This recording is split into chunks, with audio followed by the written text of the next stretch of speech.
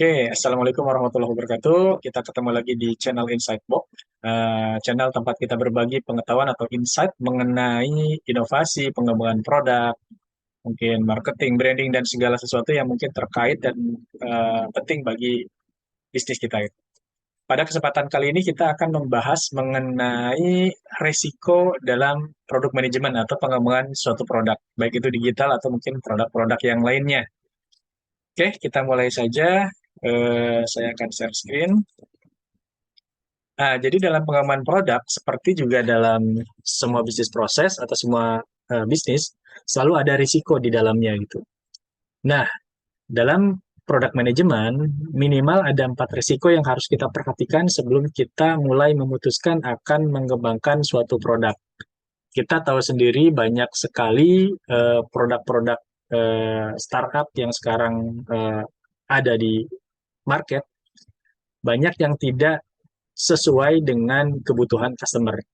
Bahkan menurut eh, risetnya Fortune, 90% dari startup gagal dan 40% dari kegagalan itu disebabkan oleh tidak adanya produk market fit ya, atau misalkan produknya tidak sesuai atau tidak dibutuhkan oleh pasar ternyata.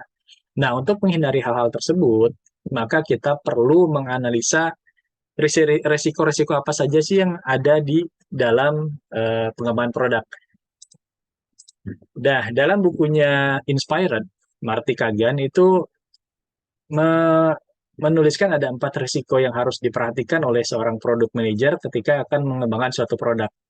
Pertama itu ada yang namanya value risk, kemudian ada usability risk, ada feasibility risk, dan ada business viability risk. Nah, keempat ini kalau kita analisa maka itu menjadi risk of total failure. Nah, itu kemungkinan-kemungkinan yang bisa menyebabkan produk kita gagal di lapangan kalau kita mengabaikan salah satu dari 4 hal ini. Nah, dalam bukunya yang kedua, Empower, Marty Kagan menambahkan satu lagi yang namanya ethic risk. Nah, kenapa ethic risk ditambahkan? Karena sebenarnya biasanya ethic risk ini masuknya itu ke dalam business viability risk. Nah, cuma karena di bisnis viability risk ini banyak sekali yang harus dipertimbangkan dari mulai legal, peraturan, dan lain-lain. Kadang masalah etik itu dilupakan.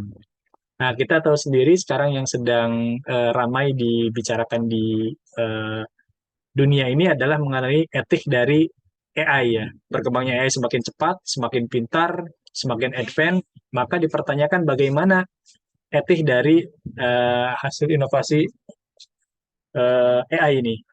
Nah, cuma yang sebenarnya yang core-nya itu ada 4 risk ini. Oke, kita bahas satu-satu.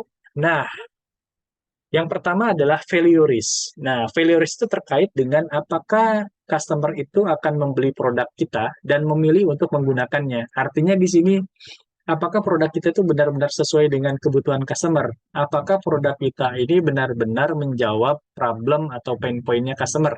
Karena kan produk kita deliver itu salah satunya harus menyelesaikan masalah. Masalah siapa? Masalah customer. Customer punya problem, maka kita punya solusi.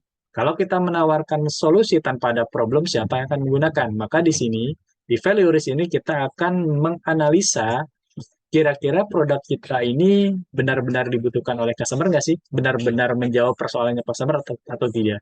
Nah, yang kedua itu adalah usability risk. Nah, ketika customer dapat melihat atau mencoba bagaimana untuk menggunakan produk kita. Apakah mudah, apakah bisa menggunakan produk kita, atau mereka kesulitan, atau mereka tidak bisa, produknya ada tapi mereka tidak bisa menggunakannya. Karena banyak faktor ya.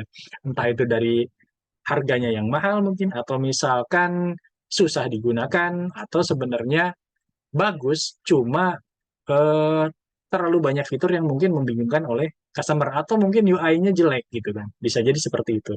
Nah, yang ketiga itu adalah visibility risk. Nah, visibility risk ini terkait dengan tim yang akan membangun produk. Nah, bagaimana tim ini kita bisa membangun produk yang dibutuhkan sesuai dengan waktu yang dibutuhkan, sesuai dengan skill yang ada, dan secara teknologi juga available. Jadi ini terkait dengan kemampuan teknis dari tim yang akan mengembangkan produk. Dan yang terakhir adalah business viability risk. Nah, kalau tadi itu masalah teknis, nah ini masalah bisnisnya. Apakah solusi produk yang kita tawarkan juga berlaku atau misalkan bekerja dalam framework bisnis kita gitu.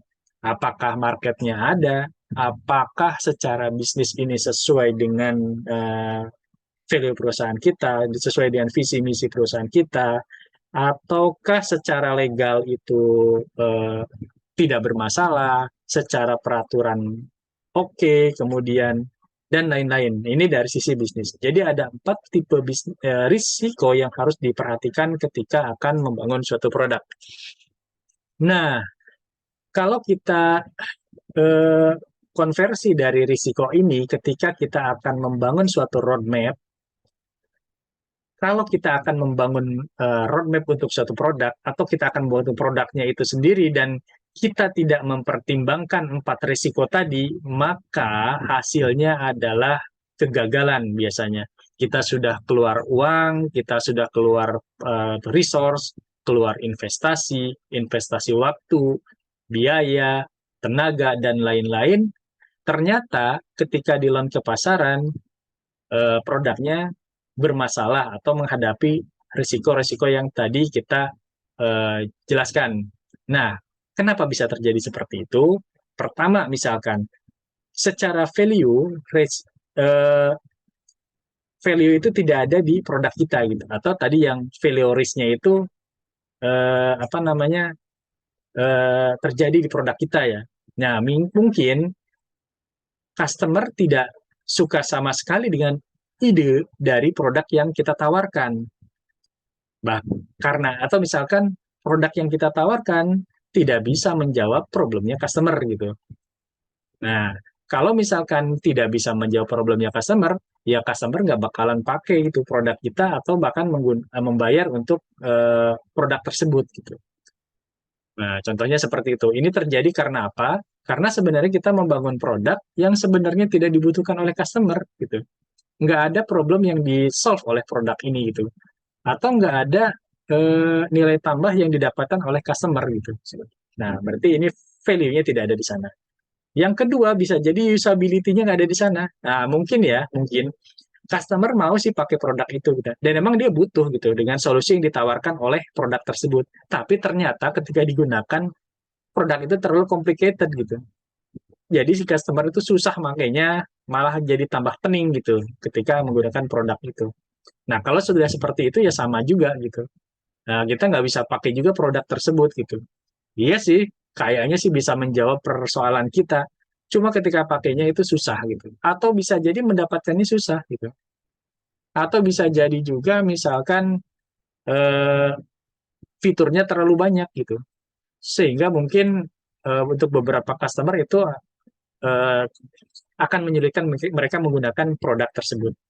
Nah, yang ketiga, katakanlah ya, customer itu suka dengan produk kita. Kemudian dia bisa pakai produk kita, ya kan?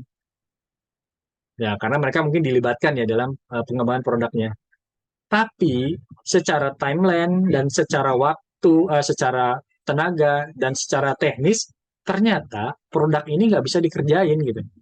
Karena mungkin teknologinya belum ada, atau mungkin secara time delivery-nya jadi panjang, dan membutuhkan misalkan tim yang sangat besar, yang kita nggak bisa menyediakan itu pada waktunya misalkan, seperti itu. Bisa jadi ketika kita bikin minimum viable product, customer suka gitu. Produk yang minimal product itu adalah produk yang ini ya cukup apa namanya dengan fitur utamanya saja gitu. Jadi produk sederhana ya atau bisa juga sebagai apa namanya dalam bentuk sketch atau video atau yang lainnya. Customer sih suka dan mungkin bisa pakai produk itu. Tapi untuk mengembangkan produk itu ternyata dibutuhkan apa namanya effort yang sangat tinggi gitu kan, yang kita tidak bisa mendelivernya itu sesuai dengan waktu yang dijanjikan contohnya. Jadi secara visibility itu nggak ada, meskipun value-nya ada, secara usability dia bisa, tapi visibility-nya itu nggak ada. Nah, kemudian yang terakhir adalah secara bisnis itu nggak di situ, gitu. Nggak ada juga gitu di situ. Oke lah, customer bisa apa namanya value-nya ada, customer bisa pakai, nyaman juga makainya, secara teknis juga bisa dibangun. Tapi mungkin ada isu-isu tertentu yang tidak terkait secara langsung dengan teknis. Contohnya masalah legal, atau misalnya finansial, atau bahkan mungkin ada bisnis constraint lain yang ngeblok solusi yang kita tawarkan untuk di launch. Contohnya misalkan tadi kalau kita masukin masalah etik, oke secara eh, value bagus, usability oke, tim juga bisa membangunnya, tapi secara etis itu tidak bisa di launch misalkan. Nah, ini juga bermasalah karena secara bisnis dia tidak bisa dilakukan atau misalkan risiko bisnisnya terlalu tinggi. Maka jika salah satu saja dari keempat risiko ini tidak bisa kita tangani atau misalkan terjadi di produk kita, itu akan menyebabkan produk kita eh, bermasalah atau misalkan tidak bisa terjual di pasaran.